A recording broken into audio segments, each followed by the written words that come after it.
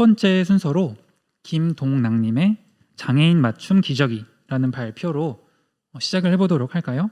예, 발표 부탁드리겠습니다.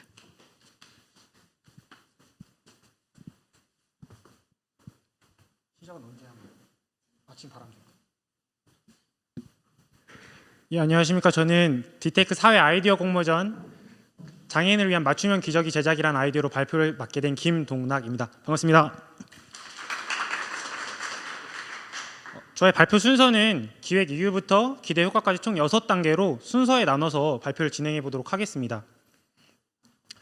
저는 우선 이 기획을 할 수 있었던 배경에는 제가 휠체어 육상 코치였기 때문에 지체 장애인인 선수를 가까이서 지켜볼 수 있었습니다. 가까이서 지켜본 지체 장애인 선수는 하루의 일과가 되게 단순화되어 있고 루틴화되어 있었습니다. 그 단조로운 일상 가운데 24시간을 라인으로 표시했는데 그 라인 중에 노란색으로 음영 처리한 곳이 하루 일과 중 기저귀를 착용하고 있는 시간입니다. 지체장애인이라면 대부분 휠체어를 오래 탑승하고 있다는 것을 알고 있을 텐데 어쩌면 휠체어보다도 더 오랜 시간 이용하고 있거나 착용하고 있는 제품이 기저귀일 수 있다는 것을 발견할 수 있었습니다. 전 이게 특정 선수, 특정 페르소나에게만 국한된 이야기인지 아니면 좀 더 보편화된 이야기인지를 확인하고 싶어서 심층적인 인터뷰를 실시했습니다. 인터뷰에 보면 몇 가지 포인트들을 발견할 수 있었는데 70%는 기저귀를 착용하고 있었습니다. 특정 누군가만이 아니라 대부분의 지체장애인들이 기저귀를 착용하고 있었고 착용하고 있는 이유는 크게 두 꼭지로 요약이 될 수 있었습니다. 첫째는 실금과 실변에 대한 걱정 문제 때문에, 두 번째는 욕창에 대한 예방과 관리 차원에서 기저귀를 착용하고 있었습니다. 그렇다면 특정 기저귀를 구매하는 기준은 어떤 것이었을까를 좀 여쭤보았습니다. 여쭤본 결과 세 가지로 좀 함축이 될 수 있었는데 첫째는 가격이었고 둘째는 주변 사람들에 대한 추천, 세 번째는 소재이었습니다. 근데 압도적인 대다수가 구매 결정 요인으로 가격을 선정하고 있었습니다. 이 이면에는 어차피 장애인을 위한 기저귀는 없기 때문에 어차피 이건 일회용 제품이야. 나는 그냥 값싼 제품으로 일회성으로 소모하겠어. 라는 이런 포기되는 마음이 내포되어 있었습니다. 저는 이러한 문제적인 배경을 좀 더 솔루션 비즈니스 차원에서 좀 정의를 내릴 필요가 있다고 생각해서 세 가지 포인트로 좀 요약할 수 있었습니다.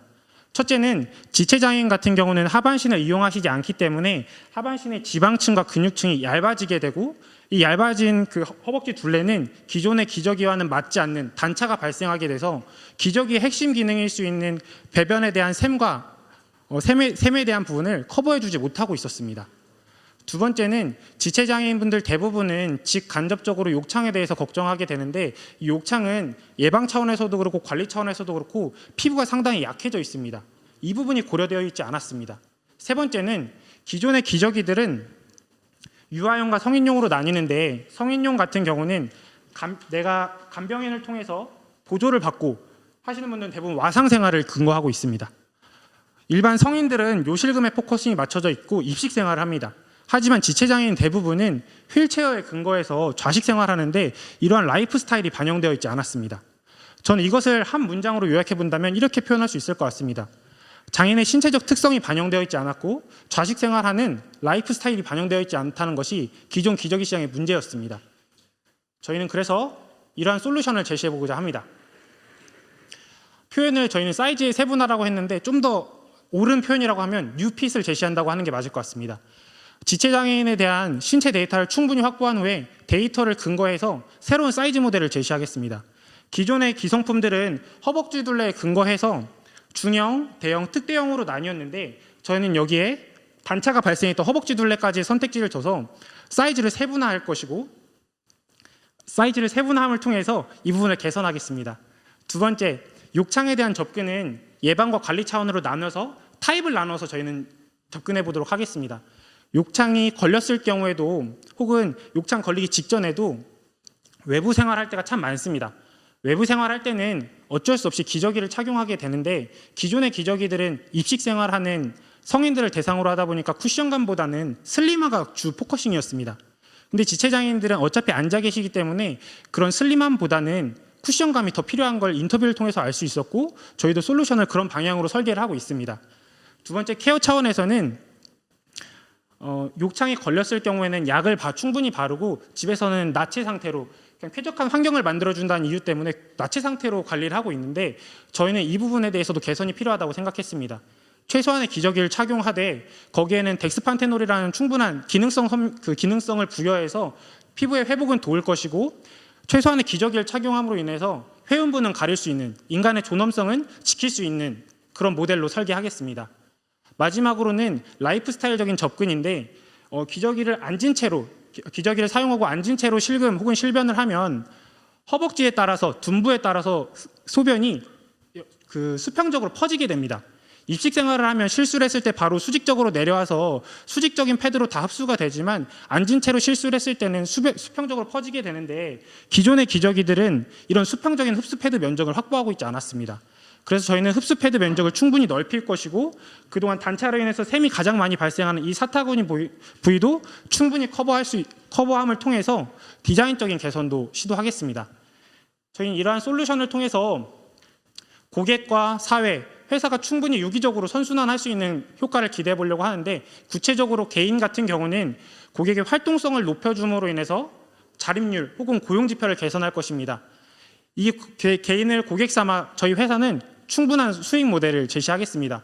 그리고 개인과 회사로 구성된 이 사회는 직간접적인 치료비, 간병비를 전략함을 통해서 사회 비용을 절감할 수 있을 것을 기대할 수 있을 것 같습니다.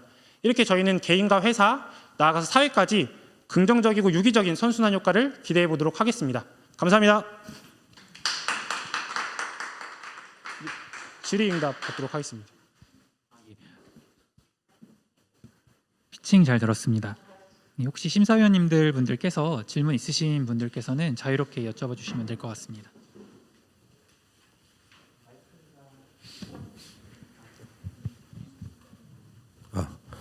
지금 그 장애인에게 사용 가능한 기저귀에 대해서 제안을 해주셨는데 예.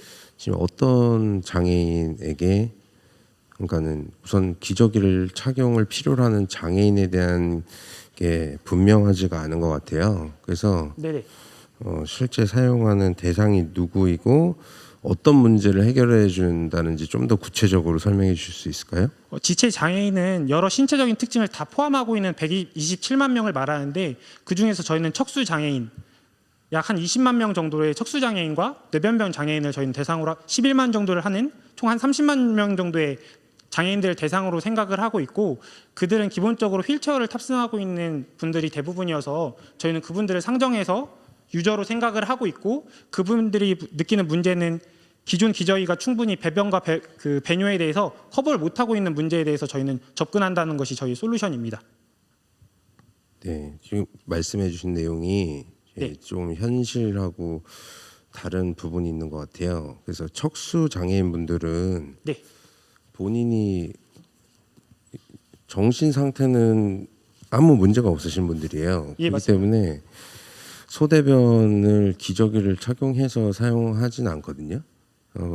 그래서 네네. 카테터를 사용하거나 장루 그러니까는 장에다가 구멍을 뚫어서 배변을 배출하는 경우에도 간병인을 통해서 이제 배출하거나 하는데 오히려 기저귀가 그분들 같은 경우는 그러니까 생식기에다가 관을 삽입해서 착용하고 계신다는 거예요. 그렇기 네, 때문에 지금 제안해 주신 내용하고는 조금 맞지 않는 것 같고 그래서 만약에 그러니까 지금 정부에서 기저귀를 정부에서 공적 급여로 지원을 하고 있어요. 노인용 맞습니다. 기저귀 같은 경우는 그러니까는 그 노인용 기저귀는 요실금이나 스스로 의식이 있는 자가적인 어떤 배변 활동이 어려우신 분들을 이제 기저귀를 착용하는 그런 목적이 있겠죠. 치매 노인이나 그런 것처럼 장애인을 대상으로 하는 기저귀다 하면은 특히 이 생식기계의 어떤 소대변의 배출에 문제가 있는 장애인을 타깃으로 해야 될 것 같고요. 네. 그렇게 타깃을 하는 경우에는 좀 더 구체적으로 그분들에게 하루에 몇 번의 기저귀 착용이 필요한지 또는 그런 것들이 좀 구체적으로 좀 나열이 되면 좋을 것 같습니다. 혹시 그 대답을 더 붙여도 될까요? 예, 그 카덱터 저희 그 선수 같은 경우도 카덱터를 이용하는데 이용함에도 불구하고 기저귀를 착용하고 있는 이유는 단순히 실금과 실변뿐만 아니라 욕창에 대한 문제도 있었습니다.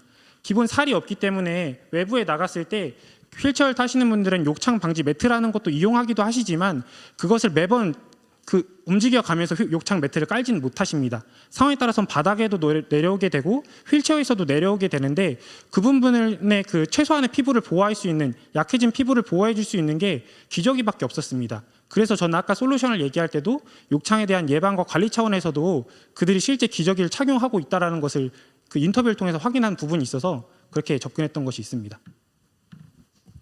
그 욕창에 대해서도 좀 말씀드리면 욕창은 피부 괴사가 일어나서 썩는 거기 때문에 기저귀가 욕창에 전혀 도움이 되지가 않아요.